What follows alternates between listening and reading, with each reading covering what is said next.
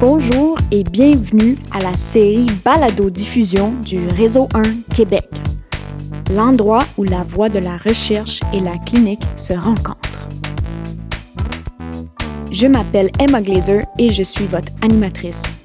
Je suis résidente en médecine familiale, j'ai une maîtrise en recherche clinique et parfois je suis aussi patiente.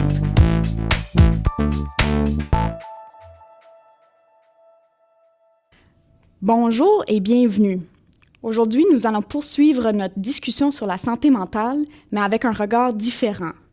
Souvenez-vous de notre cas, monsieur de 52 ans, 3e épisode de dépression. Il a perdu sa job, sa blonde, il mange plus, il dort plus. Vous l'aviez vu dans votre bureau et vous avez commencé un antidépresseur avec un suivi rapproché. Diagnostiquer ce patient, c'est pas complexe, mais le traiter, c'est une autre affaire. Aujourd'hui, ça me fait un réel plaisir de vous parler d'un outil clinique qui va changer votre pratique. C'est l'outil « Aller mieux à ma façon ». Avec moi pour parler de cet outil, j'ai l'honneur d'être ici avec deux des auteurs de « Aller mieux à ma façon ». Professeur titulaire au département de psychologie de l'UQAM, Janie Houle. Salut! Bonjour! Et Annie Baudin, père aidante, père chercheur et voix importante au Québec dans le savoir expérientiel de la santé mentale. Bonjour Annie. Bonjour. Mesdames, est-ce que vous avez des conflits d'intérêts à déclarer? Non, aucun conflit d'intérêt à déclarer. Non, moi non plus. J'aimerais ça vous entendre parler de l'outil « Aller mieux à ma façon ». Puis pour commencer, est-ce que vous pourriez nous parler de votre parcours puis ce qui vous a amené à aller mieux à ma façon? Moi, je suis psychologue communautaire et comme psychologue communautaire, je m'intéresse beaucoup au développement du pouvoir d'agir individuel et collectif des populations qui présentent certains facteurs de vulnérabilité, comme par exemple des difficultés de santé mentale. Et donc, je me suis intéressée à ce concept d'autogestion. C'était très utilisé dans le domaine des maladies physiques chroniques, l'autogestion du diabète, par exemple. C'est connu depuis plus de 40 ans. Les infirmières le font beaucoup, les médecins également. Mais le concept d'autogestion puis les pratiques d'autogestion n'étaient pas appliquées en santé mentale.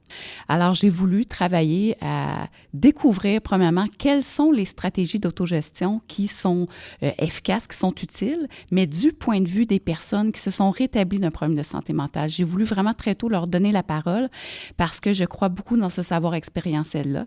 Et donc, c'est ce qui m'a amené à faire la connaissance d'Annie Baudin et de d'autres aussi pères chercheurs. Et tous ensemble, on a développé une étude qui s'appelait l'étude « Je vais mieux », qui nous a donné le matériel puis les données empiriques nécessaires pour développer l'outil « Aller mieux à ma façon ». C'est ce qui m'a amené à ce projet-là. Puis Annie? Moi, j'ai reçu un diagnostic de trouble bipolaire à la fin de l'adolescence. Et puis, j'ai dû apprendre à vivre ma vie avec ce diagnostic-là. Mais en parallèle avec tout ça, j'ai fait le choix à un moment donné parce que j'ai pris conscience que il y avait énormément de tabous, il y avait énormément de stigmas entourant les maladies mentales. Et puis moi, c'est quelque chose que je voulais un peu briser. J'ai découvert que c'était possible de s'engager, notamment avec Janie, parce qu'elle m'est arrivée avec ce projet-là. Et elle m'a dit, est-ce que ça t'intéresserait d'utiliser ton savoir expérientiel, ton vécu, parce que je pouvais l'utiliser puis le mettre à profit. Et puis, m'est arrivé ces projets-là, on s'est rencontrés et puis ça a été, je dirais, plus qu'une rencontre, ça a été vraiment comme une espèce de coup de foudre personnel et professionnel.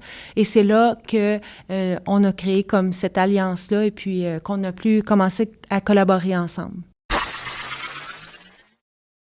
Donc, avec cette étincelle que vous avez ensemble, vous avez créé l'outil. En fait, l'outil a été créé avec une méthode de croisement des savoirs. Donc, autour de la table, bien sûr, il y avait Annie et moi, mais il y avait beaucoup plus de personnes que ça. On s'est assuré d'avoir les savoirs scientifiques qui étaient présents, les savoirs professionnels. Donc, on avait des psychologues qui étaient présents sur l'équipe, il y avait des conseillers cadres dans les C3S à l'époque, et il y avait le coordonnateur du Centre national d'excellence en santé mentale qui était présent. Et donc, on est toute l'équipe ensemble. C'est comme ça qu'on a développé Aller mieux à ma façon. Ça nous a pris plus d'1 an, plusieurs rencontres pour réussir à s'entendre sur un outil le plus pertinent possible.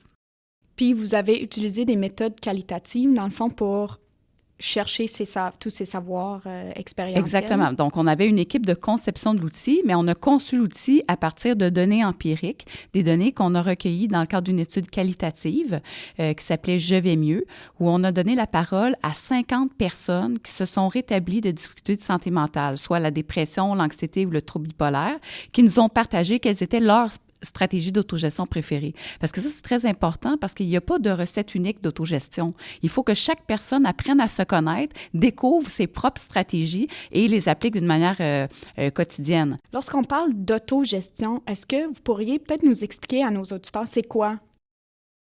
En fait, l'autogestion, c'est vraiment toutes les actions qu'une personne va faire pour reprendre du pouvoir sur sa vie, sur sa santé. Donc, c'est le sentiment qu'elle va être auto-efficace aussi. Donc, c'est vraiment qu'elle va être bien dans son vécu, dans sa réalité. Donc, l'autogestion, c'est quand on reprend du pouvoir sur soi, sur sa santé mentale.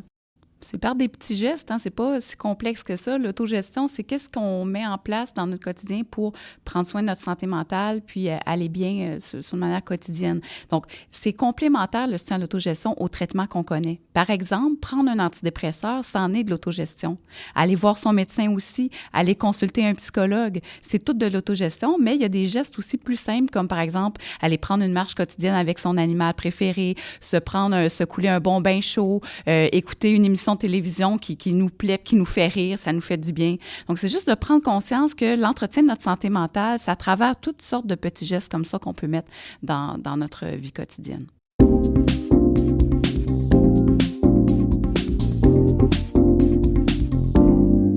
Vous aviez pu catégoriser les méthodes d'autogestion dans 5 catégories, je pense? Exactement. Dans le fond, c'est basé sur un modèle théorique de rétablissement, le modèle de Whitley et Drake, qui propose que le rétablissement santé mentale est composé de 5 dimensions. Donc, au-delà de la dimension clinique sur laquelle les médecins travaillent plus particulièrement, donc les symptômes, il y a également la dimension fonctionnelle. Donc, est-ce que la personne est capable de reprendre des activités qui lui plaisent, qui donnent un sens à sa vie? La dimension sociale. Donc, est-ce que la personne est capable d'entretenir des relations positives avec les autres, la dimension aussi physique, donc toute la question des habitudes de vie, le sommeil, l'alimentation, l'exercice. Et il y a également la dimension existentielle qui est très, très importante pour les personnes en rétablissement, c'est-à-dire, est-ce que j'ai l'espoir d'aller mieux? Est-ce que je suis plus que ma maladie ou plus que les symptômes? Est-ce que j'ai confiance en moi? Est-ce que j'ai confiance en l'avenir? Donc, c'est toute une dimension qui est très importante. Donc, à travers toutes les stratégies d'autogestion qu'on a découvertes dans l'étude, on avait plus d'une 50aine, on les a classées selon les 5 dimensions du rétablissement et c'est là-dessus qu'est construit Aller mieux à ma façon. Donc, on a un outil qui a 5 dimensions de l'autogestion. Comment est-ce qu'on utilise l'outil en concret pour nos auditeurs qui sont cliniciens? Bien, en fait, je pense que la première des choses, c'est que lorsque le médecin présente l'outil à la personne devant elle ou lui, il s'agit de dire que c'est un outil qui a été développé à partir du savoir de 50 personnes qui ont traversé des difficultés de santé mentale et qui vont mieux aujourd'hui. Donc ça, en partant, c'est quelque chose, c'est porteur d'espoir et les personnes apprécient beaucoup cet aspect-là. Par la suite, c'est de discuter avec la personne pour essayer déjà d'identifier des choses qu'elle fait pour aller mieux.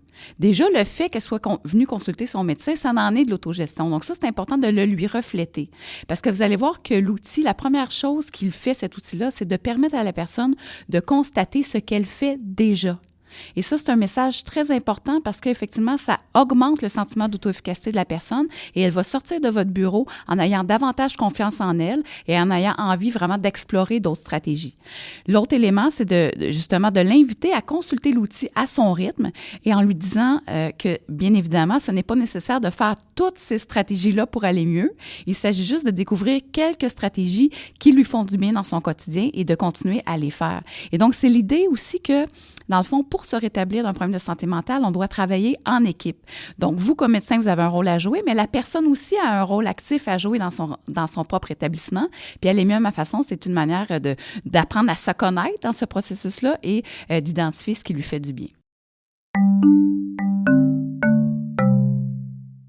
Moi, j'ai utilisé l'outil dans ma clinique, en fait, et je trouve ça formidable parce que plusieurs choses qui sont intégrées dans l'outil, c'est des choses que je faisais déjà. Je faisais un petit peu de ce qu'on appelle ou ce que moi j'appelais du behavioral action, c'est-à-dire je regardais avec les patients qu'est-ce qu'ils faisaient avant qui leur faisait du bien. Souvent, c'était quelque chose de plus sur l'ordre physique, des habitudes d'hygiène de sommeil ou des habitudes de vie, exercice, etc. Puis, je prescrivais, par exemple, de faire 10 minutes de marche. Puis là, mes patients riaient de moi parce que je leur donne un papier avec faire 10 minutes de marche. Mais maintenant que j'ai découvert l'outil Aller mieux à ma façon, je trouve que c'est encore plus structuré. En fait, on peut juste prendre l'outil, le parcourir avec le patient, puis dire, regarde, réfléchissez vous avez 5 domaines. Dans chaque domaine, c'est sûr que vous avez déjà des stratégies, puis vous pouvez en penser, puis je leur donne l'outil, puis ils réfléchissent à ça, puis ils peuvent me le ramener. Bien, c'est exactement ce que les médecins qui ont participé à l'étude de faisabilité nous ont dit. Ils nous ont dit, dans le fond, c'est comme si c'est un support visuel écrit à des conseils qu'on donnait déjà à nos patients, mais d'une manière peut-être un peu moins structurée. Alors, effectivement, c'est tout à fait cohérent avec ce qu'on a découvert dans l'étude de faisabilité. Un point aussi que j'aimerais ajouter à ce que vous venez de nommer, puis qui est très important, c'est que l'outil permet aussi de redonner le pouvoir à la personne. Et ça, c'est très, très, très important quand on le présente, mais également quand on veut que la personne qui va l'utiliser ait le sentiment qu'elle est au cœur de toutes les décisions en lien avec cet outil-là. On veut vraiment qu'elle ait le sentiment qu'elle a le choix. Qu'elle a le choix de ce qu'elle a envie de faire, de comment elle peut le faire, et non pas que ça lui soit imposé, non pas que l'exemple que vous venez de donner, ça soit comme imposé, mais ce qu'on veut vraiment, c'est que parfois, les intervenants pensent ou souhaitent ou croient que ça pourrait être favorable pour la personne qu'ils accompagnent, alors que souvent, la personne, c'est peut-être pas ce qu'elle souhaite ou ce qu'elle désire. Et souvent, même si les changements sont minimes, OK? C'en est de l'autogestion. Donc, c'est peut-être ça que la personne va commencer par faire, puis c'est ce qui va lui faire du bien à cette personne-là. Donc, on veut vraiment qu'elle s'approprie cet outil-là selon ce qu'elle a envie, selon ses désirs, ses valeurs, ses intérêts, ses forces, ses goûts. Donc, c'est vraiment comme ça qu'on a pensé l'outil lorsqu'on l'a développé. Je pense que des fois, comme clinicien, on a l'impression que c'est pas très glorieux de faire ce travail-là. C'est pas comme à l'urgence, puis tu mets un cathéter dans le cou de quelqu'un, puis là, tu leur sauves la vie, tu leur donnes des médicaments, puis tu leur sauves la vie, ils sont en choc, puis ils sont en train de mourir, versus être dans ton bureau, puis de dire, ben là, vous, qu'est-ce que vous aimeriez faire pour aller mieux? Peut-être que vous pourriez rassurer nos auditeurs de l'importance de faire ceci dans le bureau.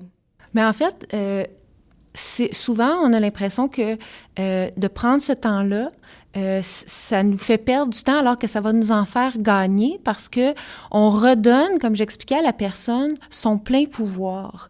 Et le simple fait que la personne soit avec vous, qu'elle vous consulte, elle en fait déjà de l'autogestion. Elle est déjà dans un mouvement, elle amorce déjà le processus. Donc, lui refléter ça, parce que souvent, les gens, ce qu'ils vont dire, c'est « j'en ai pas de moyens » ou « j'ai tout essayé, je me sens dépourvu ». Eh bien, le simple fait de lui refléter, de lui dire « le fait de venir me voir, vous avez déjà amorcé ». Alors moi, je crois vraiment que les médecins ont un rôle déterminant, un rôle crucial à jouer dans le rétablissement en santé mentale parce que vous êtes les professionnels les plus consultés par les personnes qui traversent des difficultés de cette nature-là. Alors, il faut absolument que vous ayez premièrement confiance dans votre rôle, qui est très, très important, puis que vous disposez d'outils pour vous aider à faire ce travail-là. Puis, l'outil Aller mieux à ma façon est disponible comme en version papier, PDF gratuit tout à fait, et aussi en ligne désormais sur un site allermieuxamafaçon.ca. Et je voudrais dire également que pour chacune des stratégies d'autogestion qui sont incluses dans l'outil, nous avons un bottin de ressources que l'on met à la disposition aussi du grand public et des professionnels pour aider encore plus la personne à adopter les stratégies qu'elle souhaite explorer.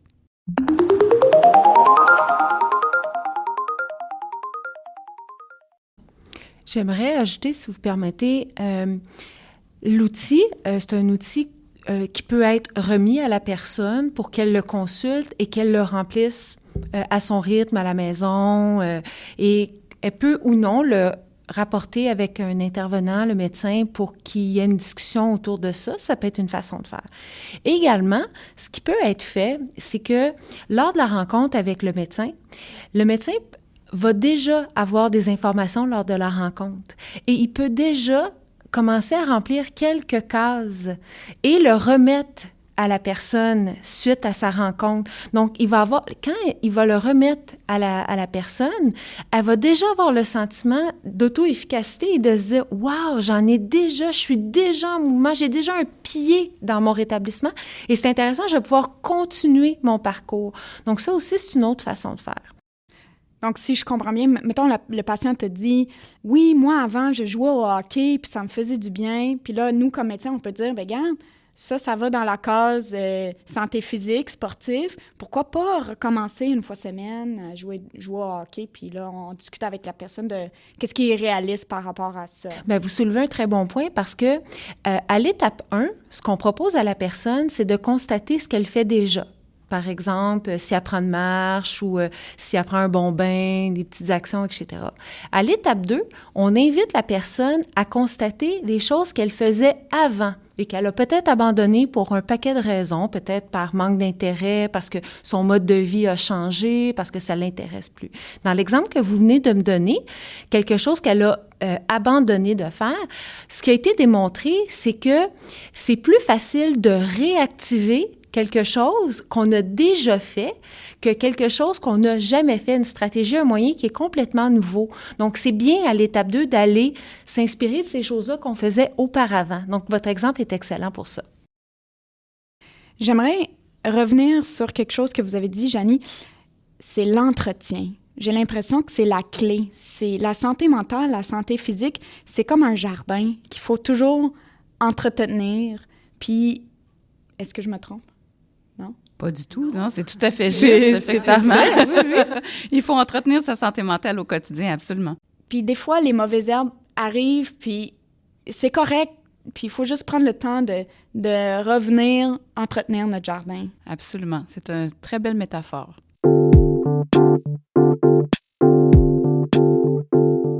Alors, tantôt, on a fait référence à l'étude de faisabilité. Est-ce que vous pourriez m'en parler? Le but de l'étude de faisabilité, c'est tout d'abord de voir est-ce que l'innovation qu'on propose, c'est quelque chose qui est acceptable du point de vue des utilisateurs, donc à la fois les patients et les professionnels.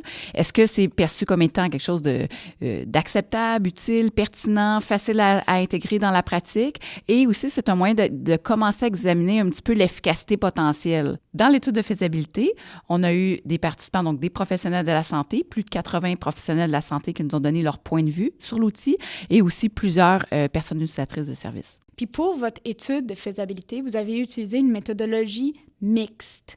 Je pense pas que nos cliniciens connaissent beaucoup la méthodologie mixte. Est-ce que vous pourriez nous en parler?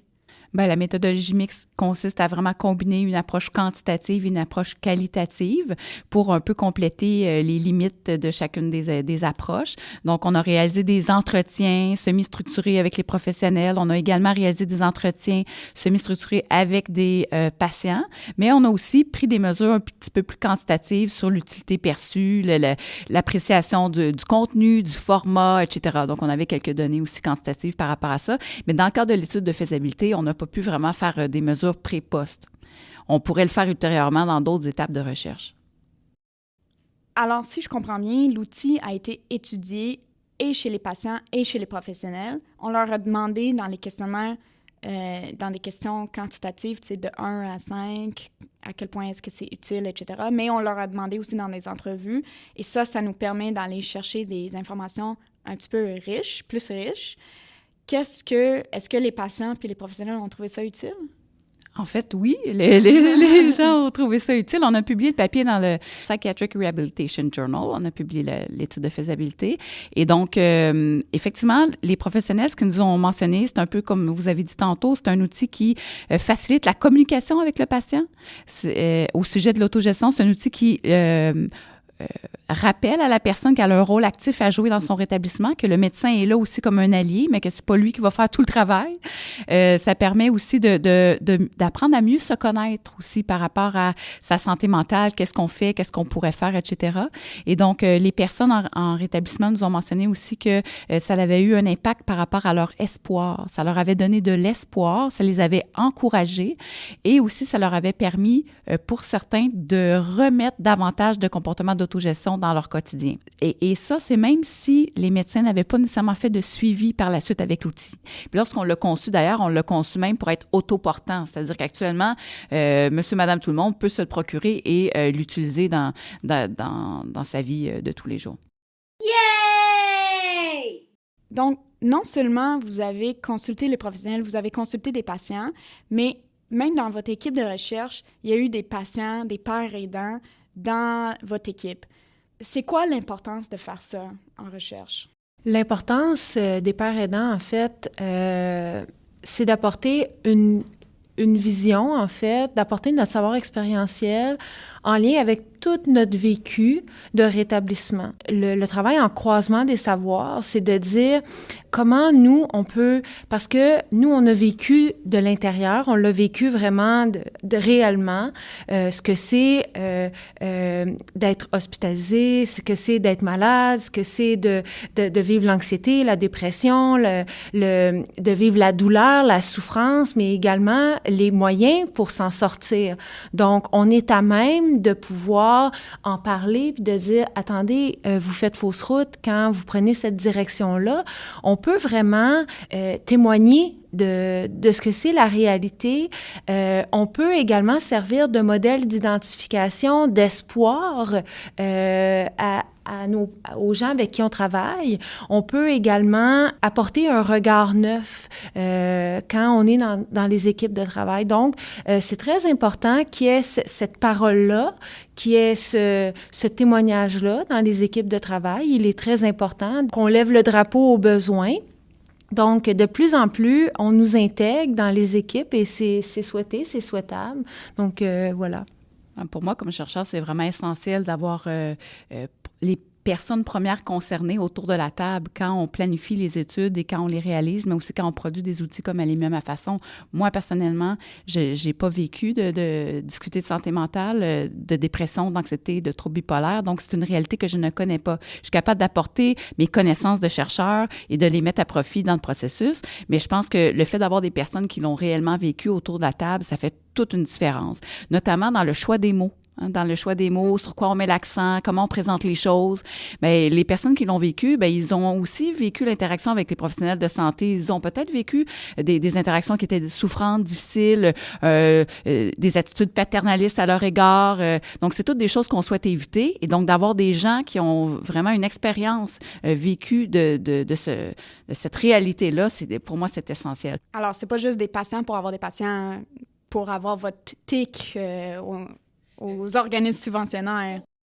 Pour moi, ces savoirs-là sont sur le même pied d'égalité que les savoirs scientifiques. Souvent, les savoirs scientifiques, moi, je trouve que dans la société actuelle, ils sont trop mis sur un piédestal. Comme chercheur, moi, je le sais que les savoirs scientifiques, c'est souvent des savoirs qui sont incomplets, des savoirs qui sont biaisés, des savoirs qui sont imparfaits.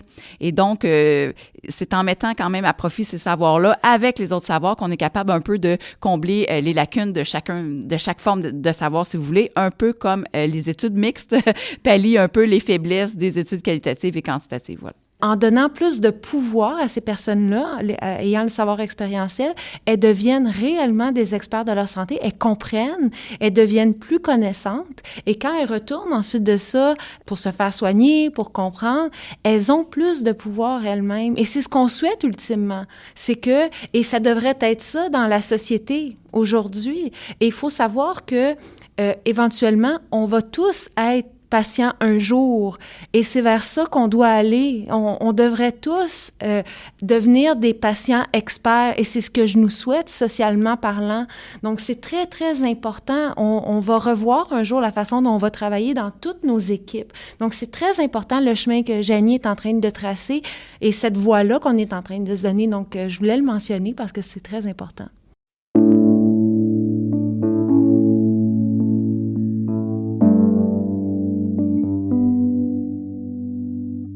Je vous remercie énormément. Ça a été fort riche en discussion. Je pense qu'on va laisser nos auditeurs avec des réflexions par rapport à la recherche. C'est quoi la méthodologie mixte? C'est quoi faire de la recherche, la vraie recherche avec des patients partenaires? Et je vous laisse avec cet outil extraordinaire que je vous souhaite d'intégrer à votre pratique. Je vous remercie beaucoup. Merci. Merci d'avoir été avec nous pour cet épisode de notre balado diffusion. Cette série est produite par moi-même, Emma Glazer, avec la musique de Lee Rosevere.